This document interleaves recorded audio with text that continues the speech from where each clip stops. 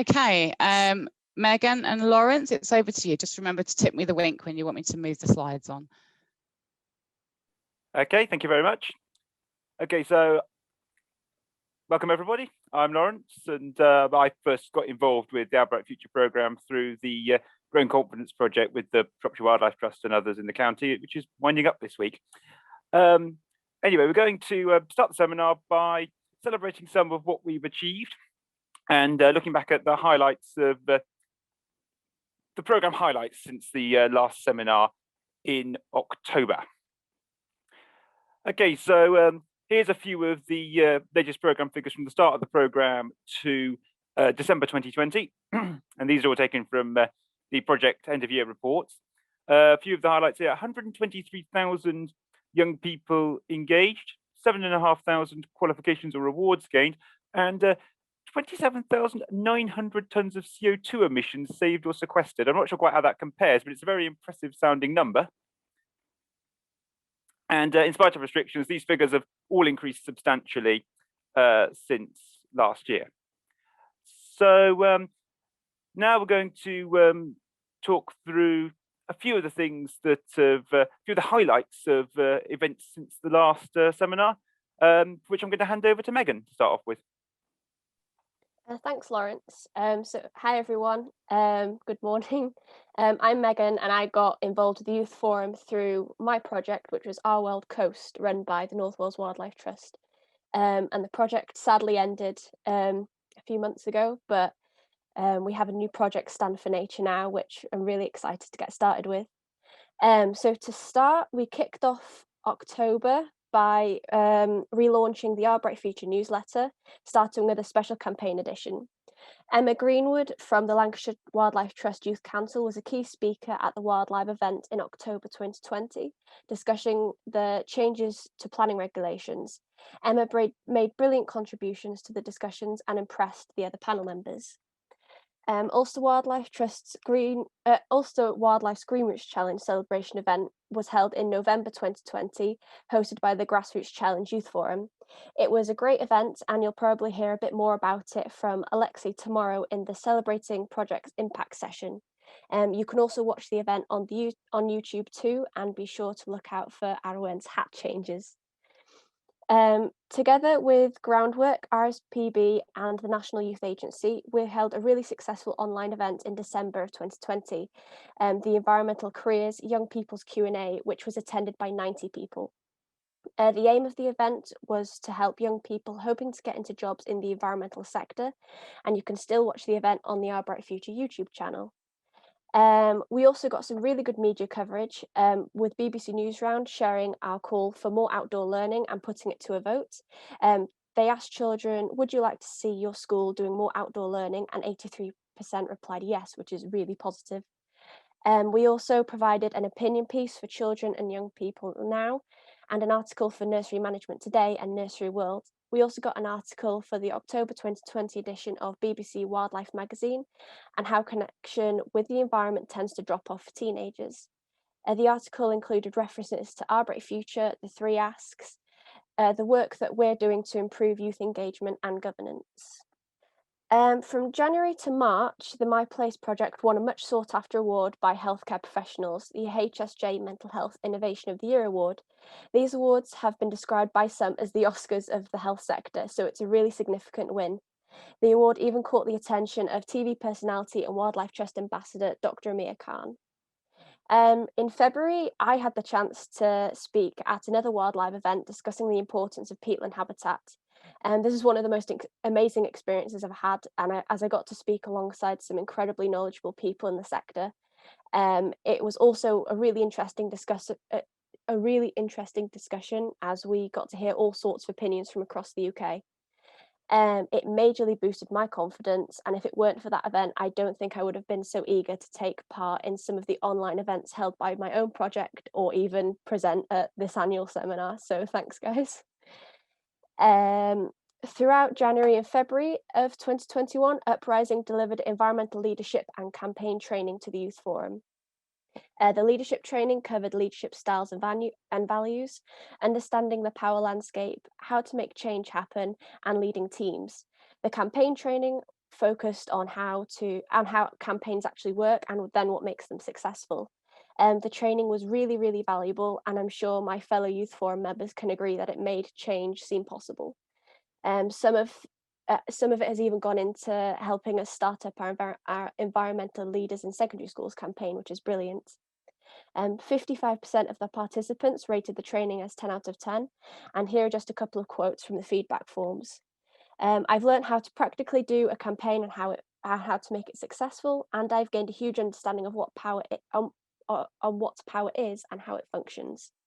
And now I'll hand back to Laurence, who's going to cover April to June. Okay, thank you very much, Megan.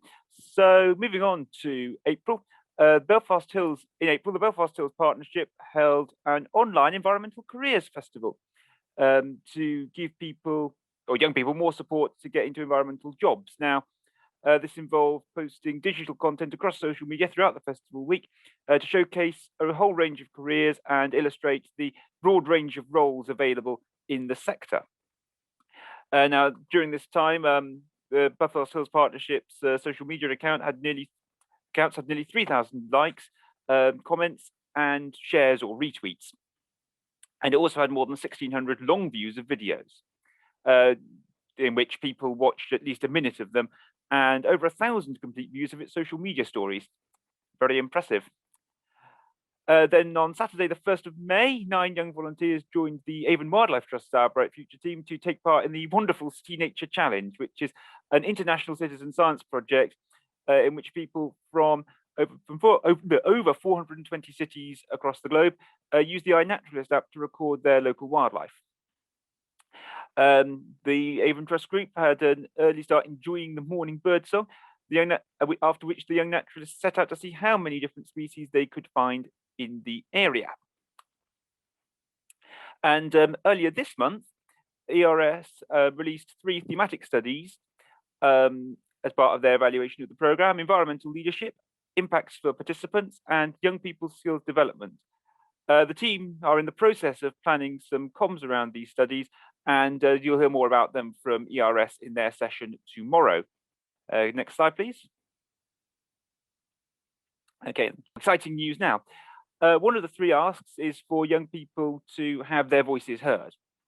And it's great to see that, it's fantastic to see that a number of organisations are starting to make changes to become more youth-led. So, as well as the statistic on the slide, 4 organisations are considering including young trustees, or are in the process of paving the way for one. 3 organisations are developing a youth strategy. 4 have begun to involve young people in staff interview processes. And 1 organisation now has young people included on all of its internal working groups. And beyond the programme, as a consequence of their work with the Yorkshire Dales Millennium Trust, the Yorkshire Dales National Park Authority now has 2 positions on its management steering group specifically for young people, as it's a wonderful legacy of the Our Bright Future programme. And now I'll hand you back to Megan. Thank you, Laurence. And I think it's the last slide. There you go. So finally, we couldn't talk about the programme without mentioning Share, Learn, Improve. Although we've not managed to have any face-to-face SLI events, the team have been busy behind the scenes during the last 9 months. They held 5 webinars on topics such as evaluation, setting up a youth forum, and video editing. From these 4 top tips or good practice guides have been created, like this one on operating under COVID-19 conditions, which we've all had to adapt to in the last year. These will be really useful in incorporating a lot of the positives from COVID-19, like our increased online connectivity, into future plans. You can find these on the resource page of the Our Bright Future website, as well as the Green Room. Despite the lack of face-to-face activity, cross-project working has still been happening. Projects have been attending each other's online events, offering work experience and other placements, sharing good practice and advice, and submitting joint funding bids. And I think that's everything, unless we've got time for questions. But if not, I will hand over to Roberta and Isla for the policy and campaigns update. We are actually running ahead of schedule. If anybody does have any questions that they would like to put to Laurence and Megan, and I must apologise, I'm so sorry to both of you for the technical issues. Anyway, we do have a few minutes for questions. If anybody has a question, so do feel free to type them into the chat or to unmute yourself and ask a question, because I'm sure that Laurence and Megan will be happy to answer them. So we've had some nice comments in the chat saying, great intro and overview. Thank you, Megan and Laurence. That's from Peter.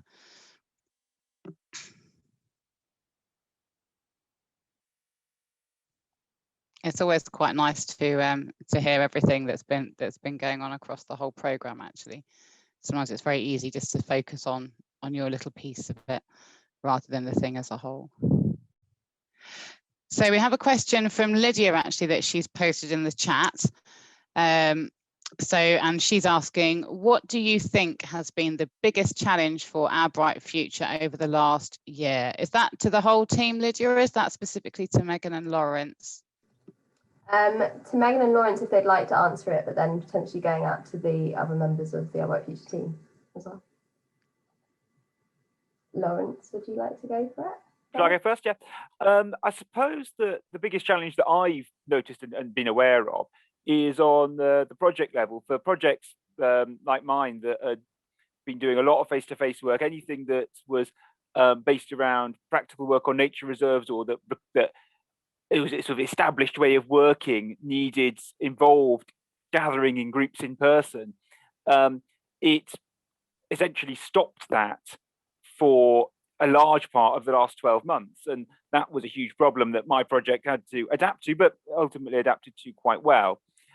And I understand that some of the projects completely halted delivery for a large part of the last 12 months, I think for the same reasons. On the other hand, of course, the flip side is it has brought opportunities. And we had a number of discussion in Youth Forum webinars that we think that we've had a lot more engagement because we were forced into running sort of 1 or 2 hour webinars a few times a month, rather than having sort of 2 or 3 in-person meetups a year, which is what we have done in previous years. So I think it swings and roundabouts. Thank you, Laurence. Megan, is there anything that you'd like to add to that? It's a lot of it's agreeing with Laurence, really. My main experience of Our Bright Future has been the Youth Forum, and I think from what has been said about previous seminars and things, they sound like they were amazing, getting together with everybody and meeting people face to face. But COVID and having to do everything online gave us the opportunity to kind of connect with the people more so than that we would have done just meeting up once or twice a year, because we are weekly getting in contact with these people, finding out what each other's interests are, and it goes further than just that once or twice a year meeting. So I think we have overcome a lot of challenges through the kind of opportunities COVID has given us. Fab, thank you, Megan. Is anybody from the Our Bright Future team like to add anything to that? Kath? I think the biggest challenge for me is because there's just been so much happening with projects and with the team, is just that trying to keep you all informed but not overwhelm you with constant emails with updates. So yeah, it's just trying to I think that's the hardest thing for me this last year, is getting that balance of communication right. But yeah, do let us know if you want us to do more or less. We will actually be asking about webinars, specifically the Share, Learn, Improve kit webinars, because we've noted that attendance has been dropping slightly. So we are going to be asking projects whether they want us to continue with them, and if so, what it is specifically that they'd like us to cover. So look out for that, because that'll be an ask coming out in the next week or so. We've still got a couple of minutes, and there is one further question in the chat from Andra. Andra, I hope I've pronounced your name correctly, so apologies if I haven't. So I guess to Laurence and Megan, what were your highlights from the campaign? doesn't specify the campaign specifically, which says the campaign. So are we talking about the environmental leaders in secondary schools that we mentioned in the update? Yes, just Our Bright Future generally, yeah. I suppose that for Our Bright Future generally, my highlights of, well, that's a big thing to I feel very put on the spot. I suppose that I've got an awful lot of highlights, both at the project level with Growing Confidence and at the program level with being involved with the Youth Forum and being able to contribute to being a youth rep on the steering group, being able to contribute to meetings at quite high level in the program that I've enormously enjoyed. But I've also gained an awful lot from things at the program level, going out onto nature reserves, going to places quite close to home that I would never even have thought of going to, and people that I've met through the program. That meandered a bit, but that's probably that's a sort of a potted history of my highlights. I think that's a great answer, actually, Laurence. I think it is, and it's lovely to know that you've got so many wonderful highlights to share. So I think that's fantastic. Megan, is there anything that you would like to share? Yeah, I suppose some of my highlights from Our Bright Future have been the opportunities that have kind of come from it. Obviously, I talked about the wildlife, but we also got the chance to speak to some of the running MPs for the Welsh Senedd elections, which was really cool. Getting to question those people. So that was probably one of my highlights as well, I think, was getting to actually talk politics as a young person with people quite high up was really, really cool. Fabulous. Thank you, Megan. We are still a little bit ahead, but I think we should probably move on to the next session, if that's okay. So Roberta and Isla, are you all good to go?